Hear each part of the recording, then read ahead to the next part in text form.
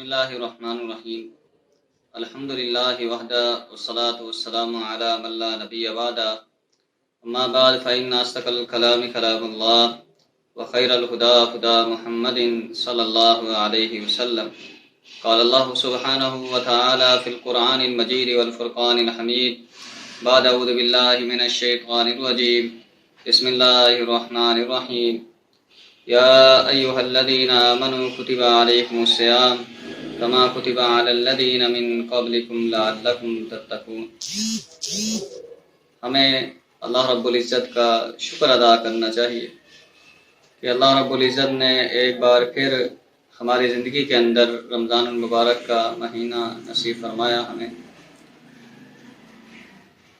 رمضان المبارک کا مہینہ انتہائی عظیم ترین مہینہ ہے، رحمتوں والا مہینہ ہے، برکات والا مہینہ ہے، کثرت کے ساتھ نیکیوں کو سمیٹنے والا یہ مہینہ ہے۔ اللہ رب العزت نے قرآن پاک کے اندر یہ فرمایا یا ایھا الذین آمنوا کتب علیکم الصیام کما کتب علی الذین من قبلکم لعلکم تتقون۔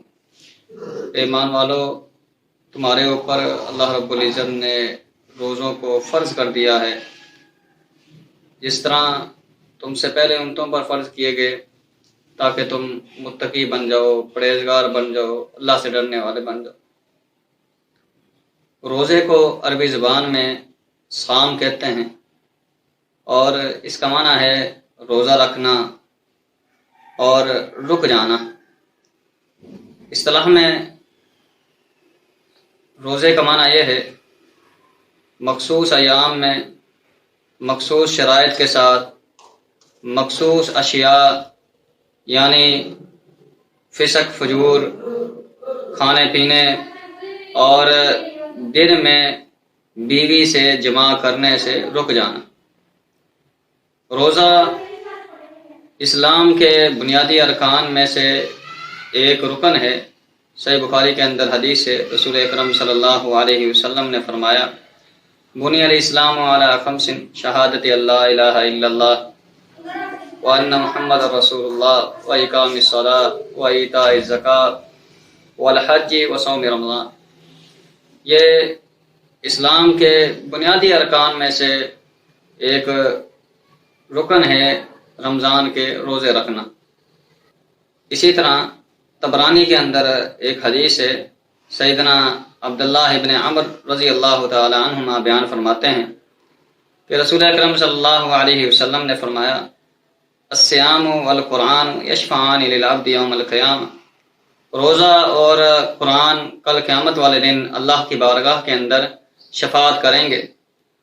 یقول الصیام، روزہ اللہ کی بارگاہ کے اندر یہ کہے گا اے ربی، اے رب، منعتہ الطعام والشہوہ، میں نے اس آدمی کو کھانے سے روکے رکھا، شہوت سے روکے رکھا، فشفعنی فیہ، تو میری شفاعت کو قبول کر اور اس آدمی کو جنت کے اندر داخل کر دے۔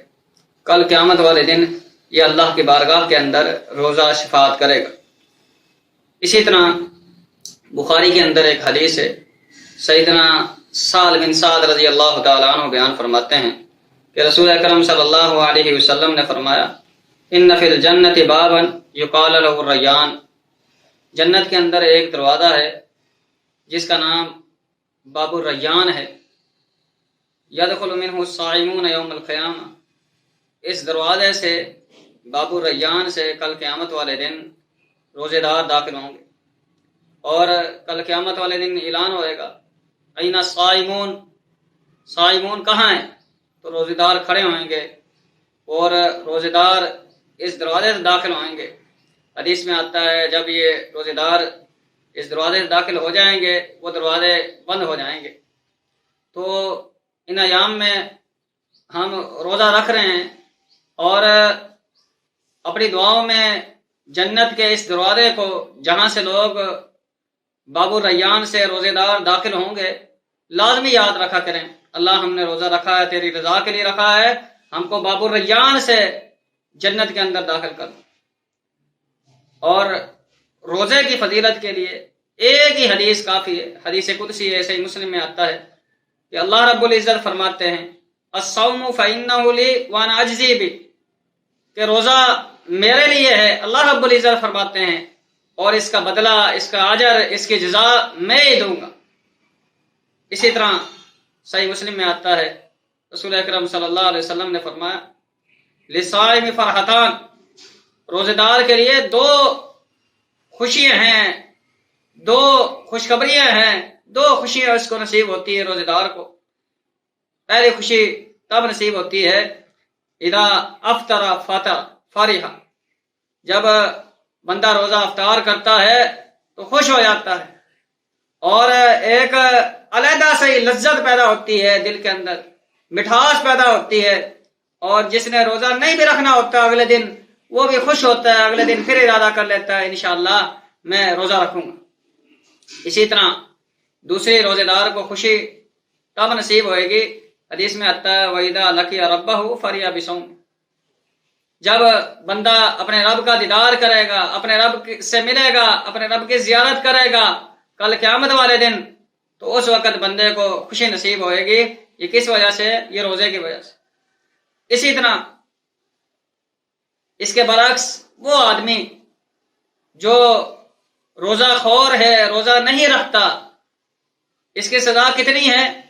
حدیث کے اندر آتا ہے، رسول اکرم صلی اللہ علیہ وسلم نے بیان فرمایا، ایک دن میں سو رہا تھا، دو آدمی آتے ہیں، مجھے اٹھاتے ہیں اور مجھے اٹھا کر ایسی جگہ پر لے جاتے ہیں جو ویران ہے، اور وہاں ایک پہاڑ ہے، یہ دونوں آدمی کہتے ہیں اس کے اوپر چڑھو، تو رسول اکرم صلی اللہ علیہ وسلم فرماتے ہیں میں نہیں چڑھ سکتا، تو وہ دو آدمی کہتے ہیں ہم آپ کے لیے آسانی پیدا کرتے ہیں، آپ چڑھیں۔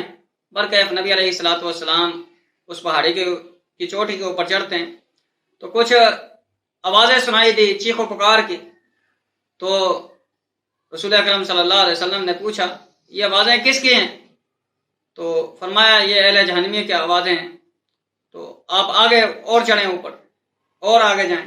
جب نبی علیہ الصلوۃ والسلام آگے جاتے ہیں، دیکھتے ہیں کہ کچھ آدمی الٹے لٹکے ہوئے ہیں اور چیخ و پکار کر رہے ہیں، اور ان کے جو ہونٹ ہیں، جبڑے ہیں، وہ چیرے ہوئے ہیں، بیچ میں سے خون نکل رہا ہے۔ رسول اکرم صلی اللہ علیہ وسلم نے پوچھا یہ کون آدمی ہیں جو الٹے لٹکے ہوئے ہیں، ان کے منہ سے خون جاری ہے؟ تو ان دو آدمی نے بتایا کہ یہ روزہ خور ہیں جو طاقت کے باوجود بھی روزہ نہیں رکھتے تھے، روزے سے جان چھڑاتے تھے۔ تو عزیز بھائیو، اللہ رب العزت نے ہم کو یہ قیمتی گھڑیاں، قیمتی لمحات ایک دفعہ پھر نصیب فرمائے ہیں، نصیب کیے ہیں۔